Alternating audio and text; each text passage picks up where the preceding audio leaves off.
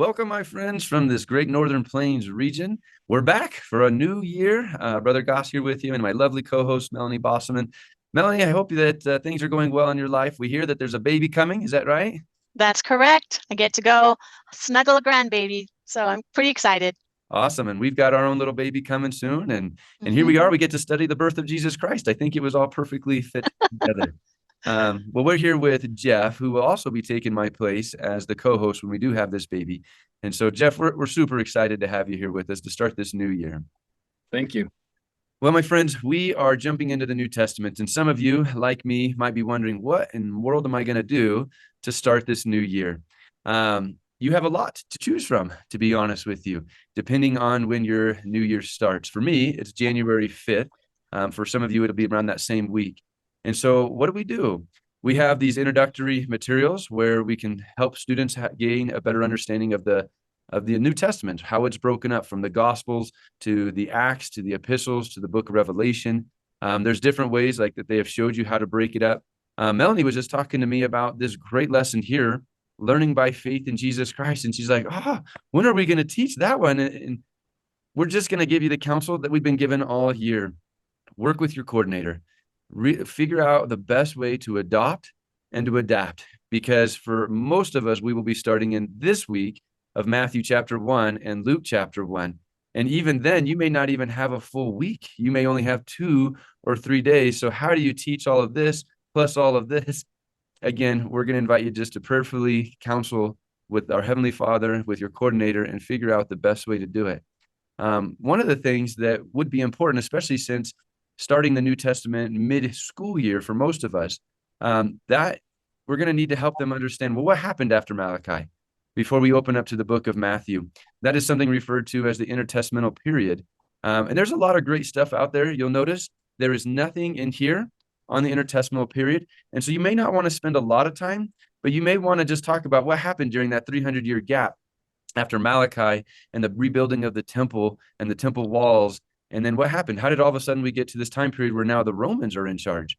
There's some great names out there of the Maccabees, of Hammer, and the Zealots. And Jeff, just share with us real quick out loud again what you shared with Melanie and I, that there is one small part that can make that bridge with the Zealots. What was that you were referring to, Jeff? So this one page in my scriptures right here represents the intertestamental period. So you got Malachi and then you got Matthew on the other side. The Bible dictionary is totally full of really helpful things. I can't remember if this is what you were saying, Brandon, but so I would look up words like apocrypha. I would look up apostasy, restoration, dispensations. I'd look up prophets. And then the other thing that I think I would look up, there's an article in December 2014 called The Lost 500 Years from Malachi to John the Baptist. There's also an article in the Ensign in 1982 of October. It's called Judah Between the Testaments. Those are 2 articles. If you really want to spend time there, look at those, and we'll include those in some of the notes. Oh, that's so good. And you were speaking of the Bible dictionary. You could even look up the Maccabees in the Bible dictionary. They have a really great story of what they were trying to do to preserve that religious freedom and the covenants. And so there's a lot of stuff, again, that you could do, but you also want to make sure you do some introductions. You want to establish a great foundation of how learning is going to take place this semester with the New Testament. And so, again, we invite you just to adopt and to adapt. But this week with Jeff. Before you leave that, Brandon, can I share? So teachers, Brandon gave me some great counsel. Any of these introductory materials I could teach in August or September. And granted, we'll have a new group of students, but this manual will take us all the way through, so we can think of these introductory materials as they can be incorporated throughout the entire year. And that helped me. I kind of see it as, wow, I feel like we need a lesson on learning by the Spirit. I'm going to teach that when it feels appropriate instead of trying to do them all as a lump at the beginning of the semester. That's great. And, here's a suggestion as we were talking that came to me. You'll notice that the 3rd lesson this week is Acquiring Spiritual Knowledge, Part 1. We already did do that in August. I hope most of us did that. So that might be a great place to throw in your learning by faith in Jesus Christ is on day 3, since we already did that. Great. But we hope that you watched that podcast last week by Brad, who helped us break down how to use the manual, the overview here with Matthew chapter 1, the different lesson purposes, student preparation video, as well as going into Luke 2. And so we know that Jeff has already been trained that way. He's been looking at the manual. And so we're just going to turn the time over to Jeff to give us some hows with teaching this first week back in seminary with the New Testament. Beautiful. Thanks, Brandon. Can you share your screen again? Those overviews. Yes, I can. Let me pull them right back up. There you go. So will you just scroll back up to the top? As you go through those, you'll notice that Matthew 1, Luke 1, there's a brief synopsis of who Matthew is and what he wrote about. And then as you scroll down a little bit, each lesson, Brad has already pointed this out, but each lesson has a purpose. So when you start going to those lessons, the very first thing, some people call it a readiness, some people call it attention getter. Usually that readiness, that attention getter has something to do with the purpose of the lesson. And you may not even start studying the scriptures for a couple minutes. I want to show you 2 examples of what that looks like. Model maybe what I might do to just adjust that slightly. And then we're going to get into Matthew chapter 1. So Brandon, let me share my screen if I can. Thank you. It's going to look pretty similar to what what you just shared. So here we go. All right. So I'm right here, right where Brandon was with these kind of overviews. The one thing I want to show you is right here, Luke chapter 1. The lesson purpose is to help students learn how to respond to the Lord with greater trust. Well, when you go to that lesson, let me go ahead and pull that up. You'll notice that the very beginning of the lesson, there is a suggestion to help students kind of get their minds going. There's a question, there's an activity. And then after that, then there's an introduction to the Gospel of Luke. It's the same thing with Matthew. So they don't introduce the book until after you do a readiness to get your students ready and start thinking about that purpose. That's not necessarily how I might do it. I think it's a great idea, but I just want to make maybe 1 or 2 suggestions. So I've looked through the curriculum and I'm going to follow it, but I'm going to take the introduction to Luke and Matthew and I'm going to put it first. If I'm teaching my class, I want my students to know who Matthew is. So really quick, this is completely geeky, but I am going to become Matthew. Change my glasses here. I didn't know that's what a tax collector looked like. Obviously. So tax collectors are completely geeky. So they are our IRS. Sorry if your parents are in the IRS. But this is totally Matthew's a tax collector. Now, if I'm in class, one of the things I do is I invite a student in advance to come up and maybe I give them a jacket, maybe I give them the geeky glasses and some money. And I give them a piece of paper that comes from the introductory material right there, the overview. And I just have that person introduce themselves as Matthew. And I ask Matthew, so maybe I plant some questions in the other with my other students. So this is Matthew. Matthew's a tax collector. There's a lot more that I could learn about him. Really quickly, Brandon and Melanie, let's pretend you guys are in class. What else should we know about Matthew? I gave you a quick spiel. What else should we know about Matthew? Was he even an apostle? Was Matthew an apostle? Yeah.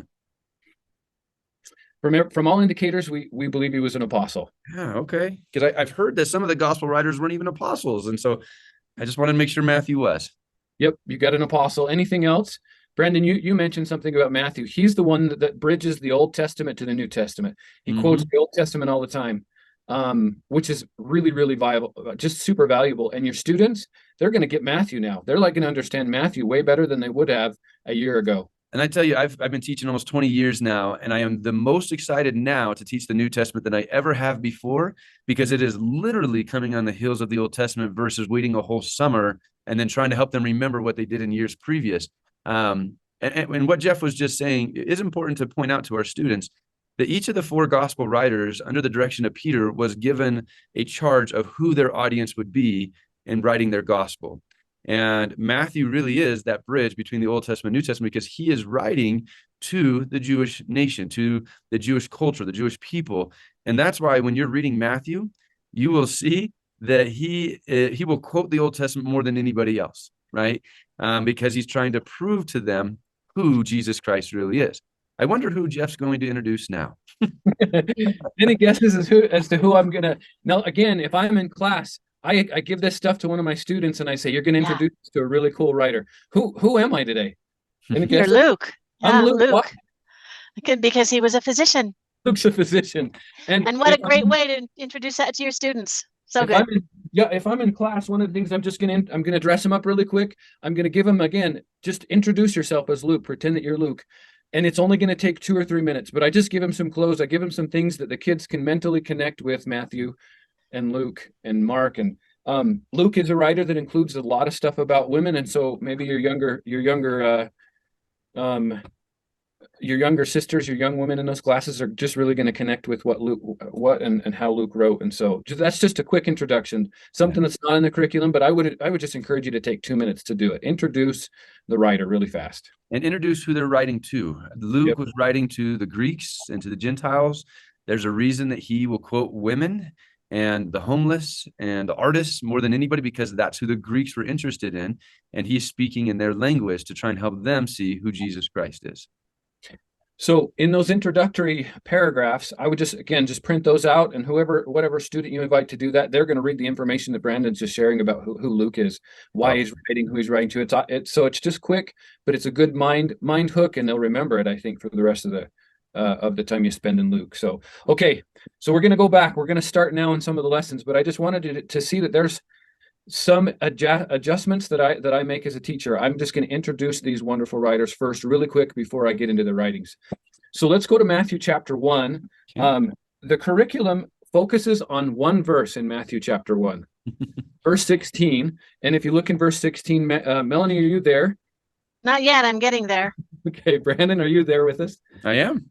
We just read verse 16, and Melanie, I just want you to listen for what do you believe Matthew really wants me to know about Jesus Christ in verse 16. Go ahead. And Jacob begat Joseph, the husband of Mary, of whom was born Jesus, who is called Christ. All right, Melanie, what's Matthew focusing on in these first 16, 17 verses? Well, the first verses are the begats, and he's telling us who Joseph was the son of. It's interesting that he does that in the same verse as he talks about Jesus Christ, who was actually not born of Joseph. Right? Right. So it's a little confusing. We've got a question that pops up really quick already there. Melanie, what's the question you're wondering? Well, so if Jesus is not the son of Joseph, why is it so important that Matthew gave us Jesus's genealogy? Beautiful. Brandon? How'd you answer that? On the footnote even makes some clarity here as well, for verse 16. And the Joseph Smith Matthew, as the prophets have written, who is called Christ. And then footnote E, the Greek title Christ and the Hebrew title Messiah are synonymous, meaning anointed one. This beautiful lineage is twofold, right? Just to show that Jesus really is a king and where he comes from, his family history. But again, keeping in mind the audience and looking at verse 17, when Matthew sums up all of the previous verses, he uses a number 3 different times. So all the generations from Abraham to David are 14 generations. From David until the carrying away into Babylon are 14 generations. And from the carrying away into Babylon into Christ are 14 generations. Matthew is speaking in this Hebrew language that the Jews would have understood very, very well. And you can even see it in verse 5, talking about Boaz and Ruth, Jesse, and then verse 6, David. There was a Jewish prophecy through that lineage of David that the Messiah, or the anointed one, would come. And the name David in Hebrew, there's no vowels in Hebrew, so it's DVD. And each letter in the Hebrew alphabet had an equivalent number attached to it. So D is 4, V is 6, and V is 4, which equals 14. So through that prophecy of David coming through the loins of Boaz and Ruth, the Messiah would come, that number 14 became a symbol to them. And that's why Matthew is starting the way that he is. He's trying to say, hey, look, you just killed the Messiah. And I'm going to retell his story to help you see that. But I wanted to make that very bold and very clear up front. One of the things, thank you, Brandon. One of the things that I don't understand super clear is what relationship Joseph had to Mary, right? And so why Matthew used Joseph's lineage and the connection of families there and how closely they were related. Those are some things that we don't know. Yeah. But we do know that one of the things that Matthew's trying to show is the important lineage that Jesus is coming through. So, Melanie, great question, and I guess that's about the best I've got, and hopefully that's helpful with numbers. And but thank you. So, can I just have you do this with me really quick? Look through that list, verses 1 through 16, quickly. We just finished the Old Testament. Who's who? How long do we have? You've got 30 seconds. Who are some people that you recognize in those verses? You're like, wait, I remember that story. No, Well, I'm going to they have might remember. They might remember Abraham. Let's hope so. So one of the things, and this isn't, again, this isn't an adaptation. I've looked through the curriculum, and I won't spend a lot of time here, but one of the things I might do with my students in class is just have them look through, find a name of somebody that you recognize, and be ready to share their story. And if they can remember something they learned from that person, great. But at least what's their story? What do you remember about these people? And that automatically bridges the Old Testament that we just finished to the New Right. Testament. That might be one way that you do that. Well, I remember teaching this a couple of years ago, and I remember we did a similar activity to this, and a young lady said, the names that I picked were names I didn't recognize. So I looked them up, and my goodness, it's not clean. We've got adulterers, we've got whores, we've got tons of kind of different family history. And she said, this is important for me to know that Jesus came from not the best history. And so it doesn't always matter where you came from. It matters what you do now. And I just thought that's a beautiful principle with Matthew 1. I love it. I love it. Down in the bottom of the lesson, it talks about specifically who are the women of Christ's genealogy here, and some of the challenges that they had. And so these are real people living real lives.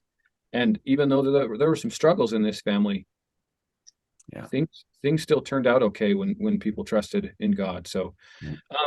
So the focus of the very first lesson is on verse 16 and on Christ in his role as the Messiah or Christ or the anointed one, if you use the footnotes. Outside of what I've showed you, maybe some of the changes I would make, I really would just follow the curriculum. I would just follow it as it is written.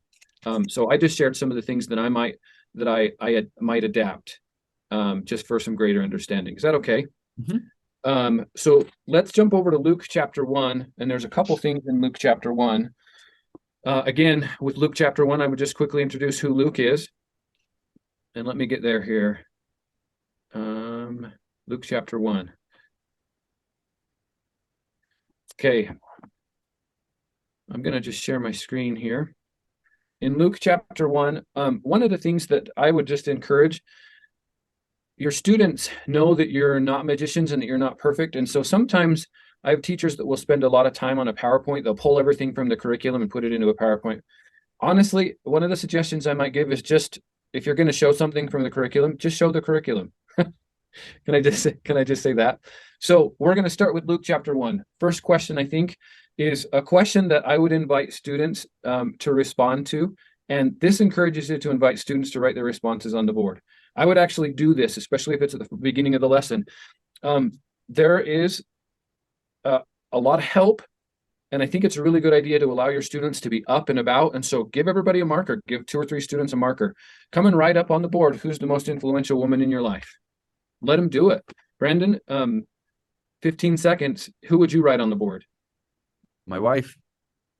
And so, Brandon, as a teacher, do you want to just leave that hanging there, or is there a follow-up question that you would ask right here? Why did you say your wife? Okay, it's that simple. It's good to have students write things on the board. I think it's even better to kind of follow up a little bit and let them explain their answer. So, Melanie, same 2 questions. Yeah, I would write my grandmother. And the follow-up question, is coming. Yeah, because at a really pivotal time in my life when my mom was super sick, my grandmother stepped in, and I was a crazy teenager, and mom was really ill, and grandma just saved my life and would help me discover who I was, really. So if you're comfortable, maybe, and Melanie, thank you for sharing that. If you're comfortable as a teacher now, maybe the next follow-up question is, these women were influential and did a lot of things. How did any of these women help prepare you to gain a testimony of Jesus Christ? And maybe that's the last follow-up question that I ask right there. Again, I'm taking the ideas from here, maybe just adding a little bit or adapting just a little bit based on my students. So this encourages you now to share a picture of Mary, and I would just follow this portion of the curriculum because I think it's so good. What did you learn about Mary? And for me, depending on my students, if I'm teaching an older class, maybe one of the things that then I learn about Mary, or that I ask my students about Mary, is as I continue to learn about Mary, why do I not worship Mary? Why, based on what I learned about Mary and what she learned from an angel about who her son would be, why do I worship Jesus Christ and why do I not worship Mary? And that might be a question that, as I read through these verses, as I invite my students to look, that's something I might do. Here's the last suggestion for this particular portion. So many of us, have you ever run into a really quiet class that you ask we read some scriptures and then you ask a really great question and then students just look at you? Oh yeah. I want to help you remedy that. Before, anytime you're going to read anything, this is always in the curriculum. This phrase is always there. It's a look for. So as a teacher, I'm more likely to avoid the crickets and the quiet if I give my students something to look for. I've written it on the board. It's on the TV screen, but they've got something that they're looking for as they read. And then when they come back, if I'm asking them to look for details surrounding Mary's announcement, they now know what they're going to be reading about. And they also know, hey, as a teacher, I'm not going to ask a weird question that I'm not going to surprise you or anything. You already know what I'm going to ask about. And so the students may have a little bit more confidence to answer those questions. So always give students something to look for. Brandon, Melanie, would you want to add anything to that? I would. They've still got a marker in their hand because they wrote their most influential woman. You could just very quickly divvy up the verses and say, come up and write that detail on the board. And now you've got a list that could form a springboard for discussion. And they don't have to say anything. They can just write it. Love it. Brandon, what would you add? Yeah, I don't ever just say look for. I say look for and mark. There you go. Oh, like that. So Brandon, I was just signing in so that right here, I just highlighted that. And one of the things I wanted to make sure that I have in my curriculum with me, and underline. Look for and underline details. And now that's in my curriculum. So my invitation is changed just a little bit. Okay, so as a teacher, again, instead of me spending a lot of time creating a PowerPoint, I'm going to use the curriculum. And for me, as long as I'm signed in, I'm making notes to myself. Here's what I want to have my students do. So my students now, let's pretend that you guys have just read Luke 1:26-37. You've learned and looked for and marked some things about Mary and the announcement, or you've decided to watch the video. I'm going to have my students, I call it a parent share. I'm going to have them get together and I'm going to have them talk about, okay, an angel just told Mary that she's going to have a baby, and she knows that she's not known a man, which there's a little bit of a sexual connotation right there. Like, I haven't known a man in a sexual way, so how is this going to work? Maybe they have some additional questions. Maybe that's not a great place for you to pair and share if you don't even want to touch that. But you've ended on verse 37, and in verse 37, God teaches us that there's nothing impossible with God. So maybe some of your students might ask, well, okay, what is that going to look like in my own life? Like, what impossible things might God ask me to do? Brandon or Melanie, what cautions or suggestions would you give about this particular suggestion, the pair and share in this particular situation? Well, I think it'd be fun, again, since we're coming off the heels of the Old Testament, to do a little review and flesh this principle out and say, what woman from the Old Testament, if possible, would come and stand before Mary and let her know that verse 37 is true? That with God, all things are possible. Mm-hmm. And now you all of a sudden can reintroduce Sariah. You can introduce Rebecca and Rachel and Ruth and Esther. And really, and the reason I'm doing this, I think, because of your readiness activity. What woman has had a major influence in your life? Well, that was speaking more to the today. So you can now elaborate and say, okay, what woman of the Old Testament has had an influence in your life? What woman might influence Mary to have the faith to go forward and to do as the angel has told her, right? And just to put it all together and to really highlight women, especially on this day when we get to study Elizabeth and Mary and connect them to these Old Testament women as well. Love it. Melanie, what else do you want to add? I'm thinking about how differently this story is going to land on the hearts of my young women versus the hearts of my young men. And I think I'd want to be really sensitive to that while they're in their parent share, that especially the young women have a voice. I love that. So Melanie, as a teacher, how do you make that happen? What kind of pre-prep do you put in to making sure that this is a safe place and that important things can be shared, meaningful things can be shared? So sometimes I control the pairing. I might do that in this situation. I might pair my girls with girls and my boys with boys, or I might purposefully do it one way or the other. I haven't thought about what I would do here. The other thing that I do with pair and share is it's never just a cut loose time. As soon as I introduce that pair and share, I am right in front of the first pair for the first 5 or 10 seconds. And then I'm moving to the next one and I'm listening and I'm affirming what I hear, and I'm saying, wow, would you share that with the class? And as I move very quickly from each pair, it's like they dive a little deeper when they see me move close. I don't know if they want to impress the teacher, but I'd probably stay really close during this one. Yeah. And I think it'll be important to ask this question: who's Mary today? Who looks like Mary? And I know this sounds like a weird question, because right away they're like, oh, the teenage girls that get pregnant. Well, let's move beyond that. What else do we know that Mary may be going through? Let's keep in mind that Mary is from Nazareth and Bethlehem and these small towns. They're going to know that she's pregnant, and they're going to know that Joseph wasn't the husband. There's going to be a lot of eyes on Mary. Imagine the trials and the difficulty Mary had as a young girl in her small town. So who's the Mary today? Right? Where have you felt a little bit like Mary, like eyes are on you, judging you for how you look, how you dress, what you say, what you do? Well, let's look at Mary's faith now in the Savior and in the plan of salvation, and how can she bless you? So kind of keeping that formula where what Old Testament woman would counsel Mary, well, now how would Mary counsel you in your trials and in your life today? I love that you just brought it right forward. And I think some of the answers are going to be found as they search for details about the announcement. Yep. And go right back to the scriptures, and the scriptures teach, and the Holy Ghost teaches there. Really cool experience, you guys, that we should have just done it, but we described a great experience. Thank you.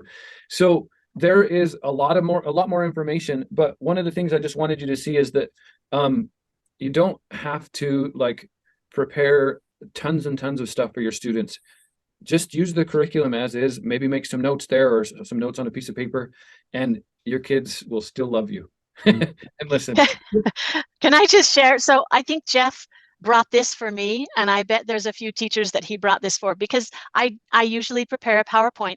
And as he's been teaching this, I've been wrestling internally a little bit with this idea of teaching directly from the manual. And as I've been wrestling and Jeff has been teaching, I've been thinking about how I'm trying so hard to get my students to use their gospel library so that they have it as a resource, and how I would be modeling that for them if I show up a little less polished and a little more of using the resource that I'm asking them to use. If I show them that, hey, I can actually teach a lesson from this same gospel library, and that it will feel more available to them as they teach lessons. So I'm going to try it, Jeff. I feel like I'm climbing out on a little bit of an unknown limb, but I'm going to do this. I'm going to try teaching just from the manual and not doing a PowerPoint. Well, good. I think it's good modeling. So if there are other teachers out there that are having a little bit of trouble letting go of this, maybe we can try it. Brandon, you want to add anything about that, or are we okay to go? All right. So the third lesson this week is an acquire spiritual knowledge. This is a different lesson. Because of time, I'm not going to take any time here. You can look at that lesson, use it if you would like. I would encourage you just at least to look at it as a teacher. There may be some things that you would want to review in doctrinal mastery. So during this first week, actually, I would either take the time to introduce the doctrinal mastery verses, maybe do a doctrinal mastery review or something. Go back to Brother Boyce's presentation, look at the doctrinal mastery to make it do, but I would use the middle day this week for doctrinal mastery. If the content is so similar to what you've already taught, then think of a different way to use that. But I would just use the curriculum if you're going to teach and acquire spiritual knowledge lesson. Is that okay? Let's go to Matthew 1:18. I'm going to share my screen again. What you'll notice again, if you were to come. Oh, I just closed it out. Okay, if you were to come to the overview would tell you that the purpose of this lesson is to help students overcome challenges. So that's where the readiness, or that's where the beginning is. For me, I love this. I love the readiness they've got here, and I just made a quick note. I'm going to start with this idea. Maybe on the board, or if I'm doing this online, maybe I have this. And Brandon and Melanie, do you guys know how to use your annotate tools? Yes. Can you go ahead now, for those of you online, up at the top, when you hover over either the green part, there should be a little black kind of rectangle. When you click on that, it should give you some options to find annotate. Brandon and Melanie, I'd love you to do this this readiness really quickly with me, consider inviting students to write on the board some of the answers to the following questions. So here's just 2 questions. What would you say are some of the common challenges faced by people your age, and where do young people turn to as they deal with these challenges? So maybe by these arrows, you guys could put some of the challenges you think teenagers are facing. Perfect. And you guys online can see that Brandon, his answers are showing up right there. So if I'm teaching online, I can just use the curriculum right here, and I can use this page as a whiteboard, and my students can answer. So Melanie, put comparison over here. Anything else, you guys, as you're typing? Good, Melanie, thanks. Brandon's got peer pressure. So as they add those, now the second question, I can just ask them, Melanie or Brandon, where are young people turning as they try to deal with comparisons and identity and purpose and peer pressure? So, and I think here we have 2 populations. We have young people that are members of the church and young people outside, and they rub shoulders with those that aren't members of the Church of Jesus Christ of Latter-day Saints. But I know a lot of our kids are turning to their parents. Awesome. That's beautiful. That's beautiful. The lesson then, and so I, as a teacher, since I asked you guys to annotate, I can either stop sharing, or up here, I can control, I have control over like the annotations. And so let me find that really quick. There you go. Thank you. I take care of that. I can just erase those annotations. And then I continue on. Jesus Christ is always the answer. And as I go through here, then there's some other thought questions. For me, these are thought questions that I would have my students write in. I'd have them grab a journal or a piece of paper and write those. Okay, so I've had my students start thinking, like, where do I turn for help? And maybe there's a hymn or something you could sing. Where do I turn for peace is one that comes to mind. So Jeff, can I ask a question? Going back to your annotating, I have a few students that will regularly, during an activity like that, they'll say, "Oh, he wrote what I was going to write," and they will excuse themselves, and it's become a pattern. What do you do with that? Brandon, so I've got an idea, but Brandon, do you have any thoughts that you want to share about that? Great. He wrote it on the board. So now elaborate, since you both had the same answer. Yeah. So that's what you were thinking too. Maybe that's when the follow-up question comes. So if that's what you were thinking, how does that connect to what we were talking about, or just the follow-up question? Yeah. Maybe it's helpful. Yeah. Thanks, Brandon. Is that helpful, Melanie? Absolutely. Because of time, we want to make sure that as you look through these lessons, we won't have a chance to go through the last lesson. But one of the things that you'll find through the lesson is that there's a lot of pictures. There's a lot of things that as a teacher, I could just draw directly on the board, or as my students are coming in the morning, maybe there's a student that doesn't really connect, but is a fairly good artist. Ask them to draw some of the charts and some of the things in the lesson on the board. Give them something that they can do and that they can feel good about doing. So can I just say, Jeff, the Bible videos for the New Testament are phenomenal. They could teach your class for you. I mean, I hate saying it that way. There's no commentary. It is almost word for word, straight from the scriptures, and are so good. The kids will love them. Yeah, and I would use them as often as you feel comfortable. Maybe you've used a couple, the day before, so the following day you don't, but they're a great resource, and they really are. Yeah, they're based on the scripture. So, all right, as we end, you guys, just want to share just a couple things that I've noticed. If you'll just look at that overview of the curriculum for the week, all of those purposes make it really, really clear and evident where the curriculum is going, where they're going to invite you to spend some time in the scriptures. And it's gonna fit like a little puzzle piece with Come Follow Me and Young Men's and Young Women's and Sunday School. And so this is kind of seminary's time to shine. And those specific converting principles really will make a difference in your students' lives. So the curriculum is awesome. You might just make some adjustments, some adaptations, but you'll notice that everything we did today was founded in the curriculum. I didn't stray very far. Was founded in the teacher resource. The curriculum is the New Testament. So everything was in the teacher resource and in the scriptures. So thanks. Let's end, Brandon. Awesome. Thank you so much, Jeff. We really appreciate all the great counsel and ideas and hows. I'm so excited to start this New Testament year. So excited. Thank you again. We love you all. We hope that you guys enjoy your first week of teaching the New Testament.